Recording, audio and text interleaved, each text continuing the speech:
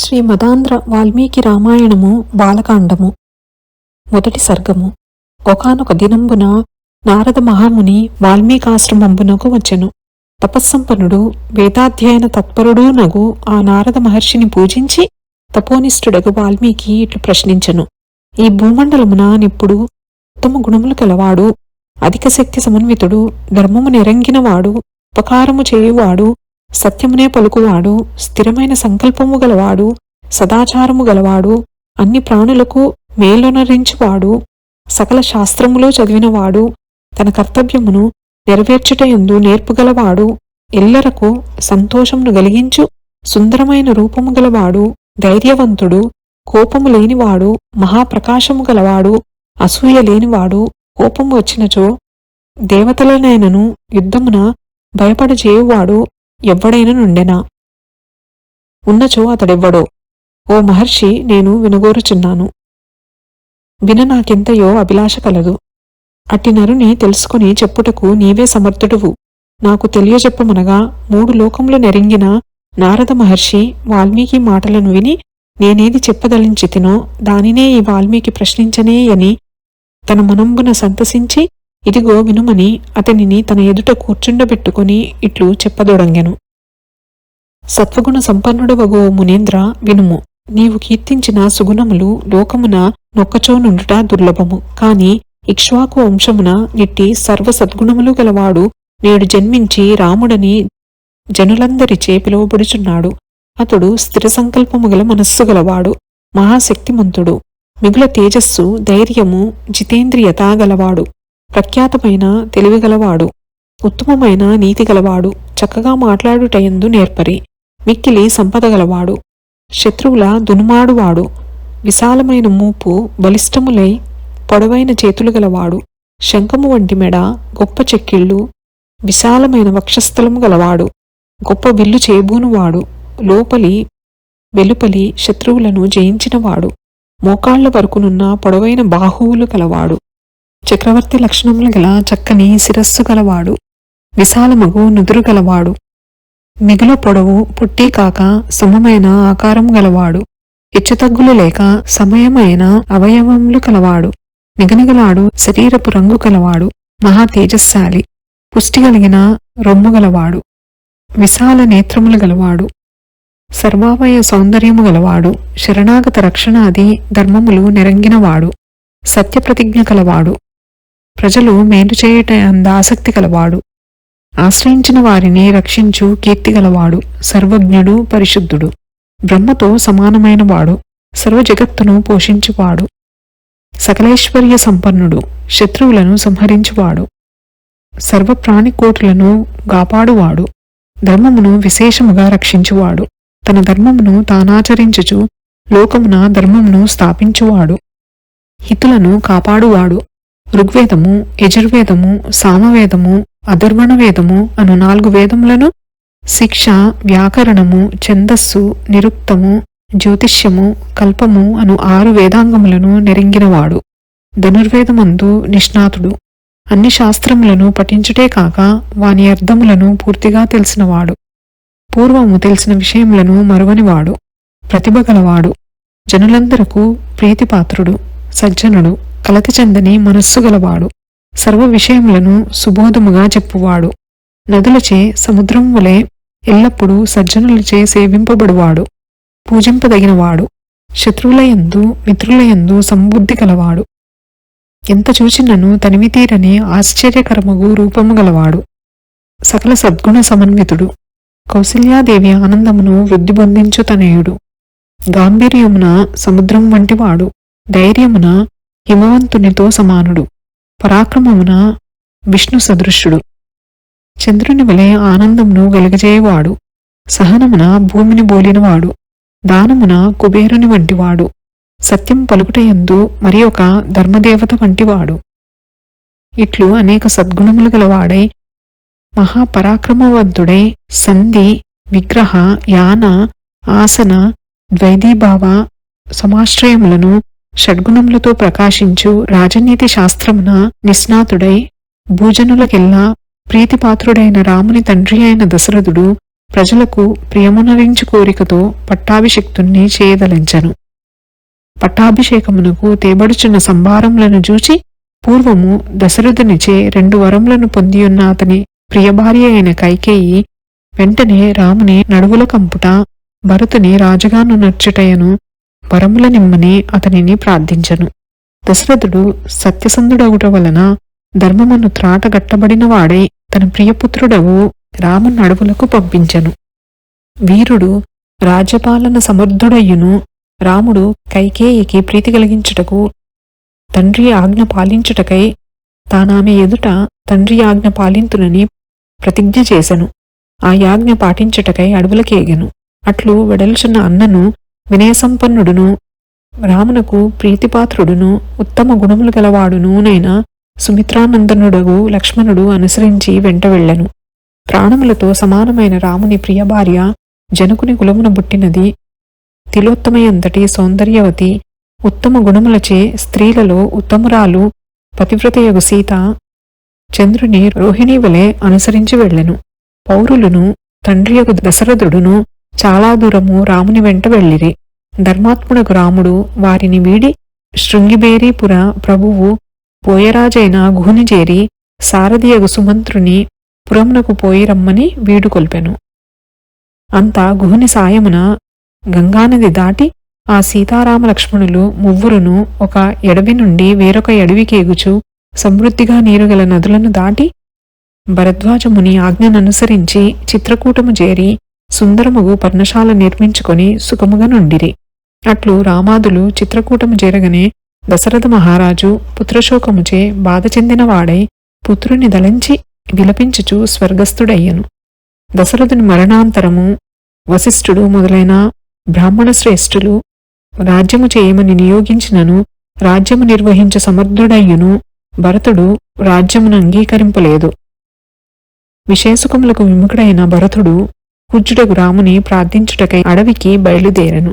వినయవంతుడగు భరతుడు సత్యనిష్ఠగల రాముని సమీపించి ఇట్లు ప్రార్థించెను. పెద్దవాడుండగా చిన్నవాడు రాజు కాదగునన్నది ధర్మసమ్మతము. నీవు ఈ ధర్మము నెరిగిన వాడువు, కాన నీవే రాజువని భరతుడు రామునితో బలికెను. రాముడు తనను ఆశ్రయించిన వారిని తృప్తి నొందించు వాడయ్యును. ఇక్ష్వాకు వంశరాజులను ఆశ్రయించి వృధాగా తిరిగి వచ్చువాడు లేడను గొప్ప కీర్తి గలవాడయ్యును. తండ్రి ఆజ్ఞను దలచి రాజ్యపాలనమునకు అంగీకరింపలేదు. తన పాదుకలను తనకు ప్రతినిధిగా భరతున కొసగి రాముడు తనను వదిలిపోవనల్లని భరతునికి మాటిమాటికి నచ్చజెప్పి అచ్చట నుండి వెనుకకు బబ్బెను. రాముని గునివచ్చుటయో లేక తానే రాము సన్నిధి నుండుటయోయను తన కోరిక తీరకయే భరతుడు రాముని పాదుకలను నిత్యము నర్చించుచు రాముడి తిరిగి వచ్చునాయను కోరికతో అయోధ్యకు దాపననున్న నందిగ్రామమును నూరు నుండి రాముని ఆజ్ఞ తలదాల్చి రాజ్యమును బాలించుచుండెను. భరతుడట్లు వెడలగనే రాముడు ప్రతిజ్ఞాభంగమగునేమోయని భయము విడిచిన వాడై రాజ్యభోగములందాసక్తి లేనివాడై పురప్రజలు మాటిమాటికి నచ్చటికి వచ్చి తన్ను అయోధ్యకు రమ్మని బాధింతురేమోయని ఆలోచించి పితృవాక్య పరిపాలనమునందు స్థిరమైన చిత్తము గలవాడై దండకారణ్యము ప్రవేశించెను. మున్నెప్పుడూ చూడని యా మహారణ్యమును చూచుటనే కలిగిన సంతోషముతో విప్పారిన కమలముల వంటి నేత్రములు గలవాడై రాముడందు సంచరించుచు అట విరాధుని సంహరించి శరభంగమునిని సుతీక్షుని అగస్యుని అతని సోదరుని సుదర్శనుడను మునిని దర్శించెను. అగస్యముని మాటగా ఆ మునికి ఇంద్రుడిచ్చిన విల్లు ఖడ్గము తరుగని బాణములు గల అమ్ముల పొదలు 2 రాముడు సంతసముతో స్వీకరించెను. ఆ ఎడవిలో నాటవికులతో కలిసి నివసించుచున్న రాముని కడకు మునులు వచ్చి పలు బాధలు పెట్టు రాక్షసులను వధింపుమని కోరిరి. రాముడు రాక్షస నివాసముగు నా దండకారణ్యమున మునుల కోరిక దీర్ప నంగీకరించెను. ఆ ఋషుల చెంత యుద్ధమున రాక్షసుల జంపెదనని రాముడు ప్రతినబూనెను. వారట్లు దండకారణ్యమునుండగా జనస్థాన నివాసియును ఇచ్చవచ్చిన రూపము దాల్చున్నదియు చేటల వంటి గోళ్లతో శూర్పణకయను రాక్షసి రాముని కుడిభుజం వంటి వాడగు లక్ష్మణునిచే ముక్కు చెవులు కోయబడినదై విరూపినిగా చేయబడెను. పిమ్మట శూర్పణక మాటలు విని యుద్ధసన్నద్ధులై కరుడు, దూషణుడు, త్రిశరుడు, త్రిశరసుడు, సర్వరాక్షసులతో యుద్ధమునకు రాగా వారిని వారి అనుచరులను 14,000 మందిని రాముడొక్కడే నిశ్శేషముగా చంపివేశెను. ఇట్లు జ్ఞాతులకు రాక్షసులందరూ సంహరింపబడుట శూర్పణఖ వలన విన్న రావణుడు కోపముచే మూఢుడై తనకు సహాయముగా రమ్మని మారీచుడు రాక్షసుని గోరెను. అంతా మారీచుడు, రావణ, బలవంతుడగు రామునితో నీకు విరోధము తగని పని కాదు అని అనేక విధములా ప్రబోధించెను. మృత్యుదేవత ప్రేరేపించగా రావణుడు అతని మాటలను పడచెవిన పెట్టి అప్పుడే మారీచుని దోడ్కొని రావణాశ్రమమునకు వెడలెను. మాయలు తెలిసిన ఆ మారీచుని సాయముతో రామలక్ష్మణులను దూరముగా పంపి రాముని భార్యగు సీతను అపహరించి కొనిపోవుచు అడ్డు వచ్చిన జటాయువను గ్రద్దను సంహరించి లంకానగరమునకు చేరెను. చావనున్నయ జటాయువు వలన సీతను రావణుడు అపహరించనని విన్న రాముడు దుఃఖముచే నింద్రియములు కలతనొందగా విలపించెను. పిమ్మట రాముడు తన తండ్రి కాప్తమిత్రుడును తనకై యుద్ధమునొచ్చి ప్రాణములను విడిచిన ముసలివాడగు జటాయువునకు దహన సంస్కారమునర్చెను. హాయని విలపించుచు రామలక్ష్మణుల ఎడవిలో సీతను వెదుకుచు నొకచో వికృత రూపముతోనున్న కబంధుడను రాక్షసుని గాంచిరి. మహాభుజుడగు రాముడతని వధింపగా శాపము తొలగి అతడు స్వర్గమునకేగుచు, ఓ రామ, ధర్మ స్వభావము గలదియు సన్యాసినీయు అయిన శబర స్త్రీ ఒకటి గలదు. నీవామెను కలుసుకొమ్మనను. మహా తేజస్శాలియు శత్రునాశనుడు నగు రాముడు నిమ్న కులంలో పుట్టిన శబరికడకు తానే పోయెను. ఆమెయు దశరథ తనయుని చక్కగా పూజించెను. తరువాత రాముడు పంపయను పద్మసరోవరము తీరమున హనుమంతుడను వానరుని గని యాతని సూచనలను అనుసరించి సుగ్రీవుని కలిసి ఇతనితో మైత్రి నెరపెను. మహాబలవంతుడగు రాముడు మొదటి నుండియును తన వృత్తాంతమును సీత అపహరింపబడుటను యూర్ధముగా సుగ్రీవున కెరంగించెను. అది ఎంతైనో వినిన వానర శ్రేష్ఠుడగు సుగ్రీవుడప్పుడు రాముని అందనురాగము గలిగి అగ్నిసాక్షిగా స్నేహము చేసెను. అట్లు మైత్రి చేసుకొనిన పిమ్మట రాముడు నీకు వాలితో విరోధమెట్లు వచ్చనని అడుగగా సుగ్రీవుడు తన వృత్తాంతమును తలంచుకొని యొకింత దుఃఖించి స్నేహముతో తన పూర్వ చరిత్రను రామునకెరింగించెను. ఆ సుగ్రీవుని వృత్తాంతమును విని రాముడు వాలిని వధింతునని ప్రతిన చేసెను. ఆ సుగ్రీవుడును వాలి బలమును గూర్చి వివరించుచు అతడు సూర్యోదయమునకు ముందు బయలుదేరి సూర్యోదయమగు వరకు 4 సముద్రములు నెంతమాత్రమూ శ్రమలేక చుట్టివచ్చడివాడని చెప్పెను. వాలినెదిరించి సంహరించు శక్తి రామునకు గలదాయను సంశయము సుగ్రీవునకు మాటిమాటికి కలుగుచుండెను. రాముని పరాక్రమమునందు తనకు నమ్మిక కలుగుటకై పూర్వము వాలిచే సంహరింపబడిన దుందుబి అని రాక్షసుని అస్థిపంజరమును సమీపమునందే కొండవలే పడియున్న దానిని రామునకు చూపెను. అపరిమిత బాహుబలం గల రాముడు ఆ ఎముకల గూడును చూచి ఇదెంతయని చిరునవ్వు నవ్వి పూర్వము వాలి పాదము మొత్తముతో నెత్తి యామడు దూరం విసిరిన దానిని తాను కాలి బ్రొటనవేలితో పూర్తిగా 10 యోజనముల దూరము విసిరివేశను. అంతతో తృప్తి చెందని సుగ్రీవుని నమ్మిక కొరకై 7 సాలవృక్షములను పర్వతమును బాతాళమును బొడినట్లు ఒక్క బాణముచే ఛేదించెను. అటు చేట చూచి సుగ్రీవుడితడు వాలిని చంపగలడని సంతుష్టుడై ఇప్పుడే రామునితో గలిసి గుహవలే పర్వతముల నడుమనున్న కిష్కింధయను వానర రాజధానికి ఏగెను. అట్లు వచ్చి బంగారం వలె పింగళ వర్ణము గల సుగ్రీవుడు గొంతెత్తి గర్జించెను. ఆ ధ్వని విని వానరరాజు వాలి తన గృహము నుండి బయలు వెడలెను. వెడలుచున్న భర్తను చూచి తార పోవలదనుచున్నను ఆమెను సమాధానపరిచి వచ్చి సుగ్రీవునితో వాలి యుద్ధములకు తలబడెను. వాలి సుగ్రీవుల యుద్ధము జరుగు సమయమున రాముడొకే బాణముతో వాలిని సంహరించెను. అట్లు సుగ్రీవుని కోరికపై రాముడు వాలిని వధించి వాలి రాజ్యమున సుగ్రీవునకు పట్టముగట్టెను. అంతా వానరరాజుకు సుగ్రీవుడు కోతుల సైన్యమును రప్పించి సీత ఎచ్చటనున్నదో వెదుకుడని వారిని నలుదెసలకు పంపించెను. అంతా బలవంతుడగు హనుమంతునకు జటాయువు సోదరుడైన సంపాతి అను పక్షిరాజు ఇచ్చటి నుండి 100 యోజనముల కావల సముద్ర మధ్యమున లంకలో సీతయున్నది. కాన నీవు సముద్రము దాటుము, సీతను చూచెదవు అని చెప్పెను. ఆ మాట ప్రకారముగా హనుమ 100 యోజనముల మహాసముద్రమును నవలీలగా దాటి సీతాదేవిని గాంచి శ్రీరాముడు తనకిచ్చిన అంగుళీయకమును నామెకు గుర్తుగా నొసగెను. సుగ్రీవునితో మైత్రి, సీతను వెదికించుట మొదలగు రాముని వృత్తాంతము నామెకెరిగించి రాముడు త్వరలో వచ్చునని ఆమెను రడించెను. అటు నుండి యశోకవనము బయట ద్వారము కడకు వచ్చి దానిని పిండి చేసెను. 5 సేనాపతులను చంపివేశను. 7 మంత్రిపుత్రులను సంహరించెను. పరాక్రమవంతుడైన అక్షకుమారుని చూర్ణముగా చేసి ఇంద్రజిత్తు వేసిన బ్రహ్మాస్త్రముచే కట్టబడెను. చొరరాని లంకను ప్రవేశించి అనేకులగు రాక్షసులను బరిమార్చిన వానర శ్రేష్ఠుడు బ్రహ్మవరమున బ్రహ్మాస్త్ర బంధములు తనను వీడిపోట తెలిసియును రావణుని జూచు కోర్కెతో రాక్షసులు తన్నీడ్చుకొని పోవుచున్నను సహించి రావణుని జూచెను. రాక్షసులు తన తోకకు అగ్ని ముట్టింపగా దానితోనే సీతయున్న ప్రదేశము తప్ప తక్కిన లంకాపురీనంతయును గాల్చి రామునకు ప్రియము చెప్పుటకై మరలా నాతని కడకేగెను.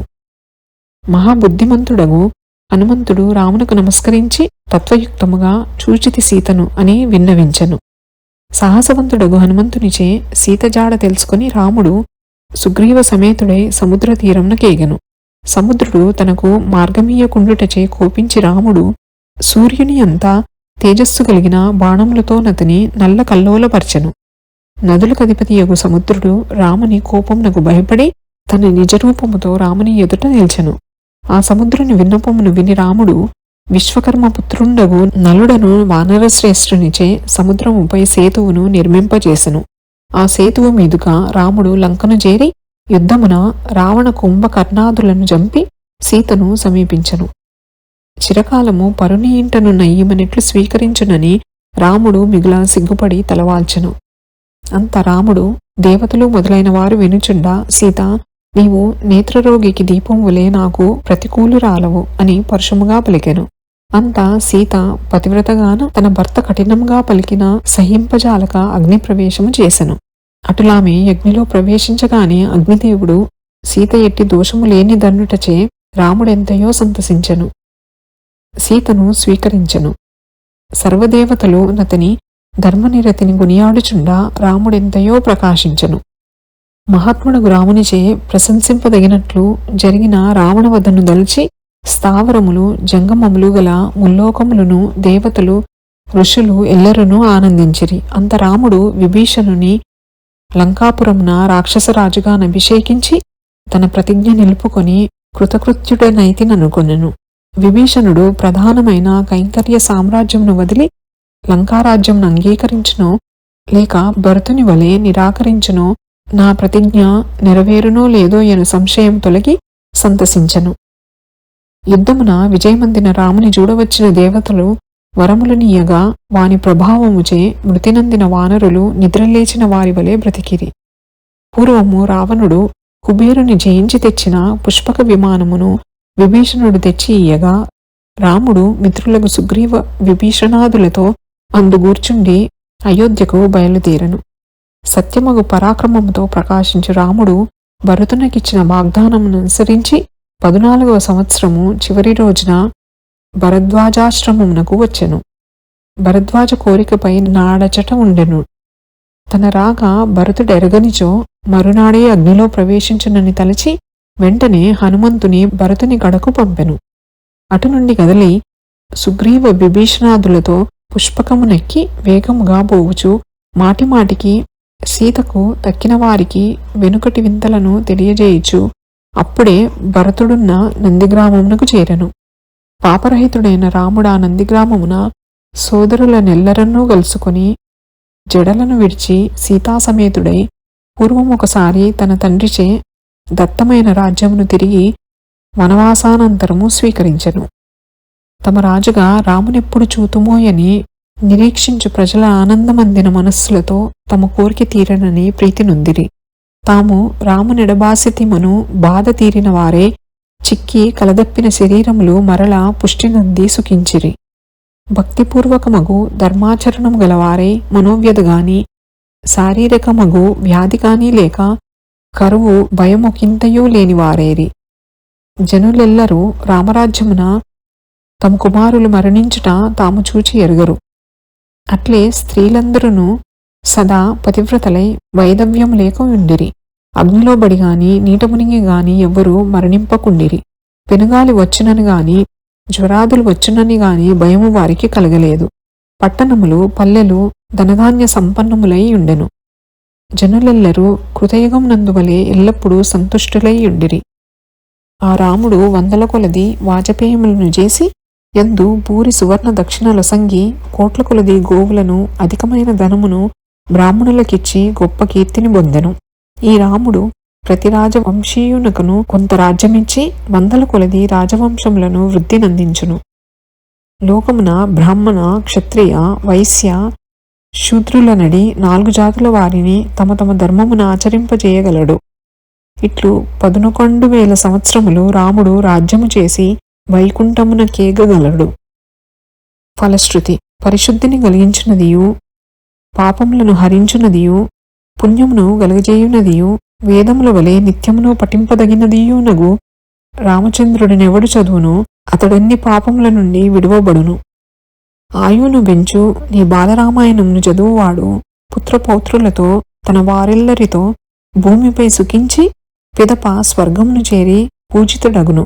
శ్రద్ధాభక్తులతో నీ బాలరామాయణమును పఠించినను విన్నను బ్రాహ్మణునకు వేదాంగ పారంగతత్వమును, క్షత్రియునకు సామ్రాజ్యమును, వైశ్యునకు క్రయ విక్రయములకు యోగ్యముగు వస్తులాభమును, శూద్రునకు గొప్ప ధనమును గలుగును. ఇది ఋషిప్రోక్తము ఆదికావ్యమునగు శ్రీమద్ రామాయణమున బాలకాండమున బాలరామాయణమును నామాంతరము గల సంక్షేప రామాయణమును ప్రథమ సర్గము. శ్రీరామచంద్ర ప్రసాద సిద్ధిరస్తు. శ్రీ జగన్మాతార్పణమస్తు. శ్రీ శ్రీ శ్రీ నమోస్తు రామాయ సలక్ష్మణాయ నమోస్తు దేవ్యై జనకాత్మజాయై నమోస్తు వాతాత్మ భువేవరాయ నమోస్తు వాల్మీక భవాయ తస్మై. శుభం భవతు.